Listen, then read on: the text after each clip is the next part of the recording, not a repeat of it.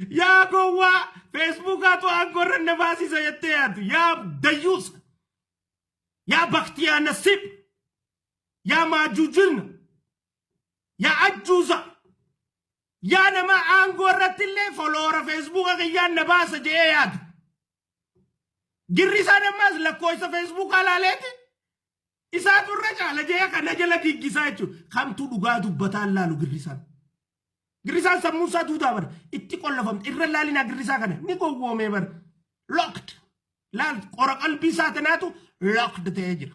Rakkoon Jawaar qabu Oromoo tokkoomsuu jaalachuudha. Rakkoon Jawaar qabu Oromoo bilisoomsuu fadhuudha.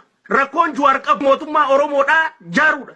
Rakkoon Jawaar qabu Oromoonni qabeenya isaaniitii fi beekumsa isaaniitiin akkaaniif dura tarkaanfatanii galma gahan taasisuudhaaf halkanii guyyaa carraaqu. Rakkoon Jawaar qabu dhugaa dubbachuudha. Rakkoon Jawaar qabu waan biyya keessa jira ummata ala jiru beeksisuudha. Rakkoon Jawaar qabu ololaaf bakka hannuu dadhabuudha. Rakkoon Jawaar qabu ummata silaa nama dura deemuu malee nama booda deemuu hin beekne if jala oofuudha. Isaan jala deemuu dadhabu.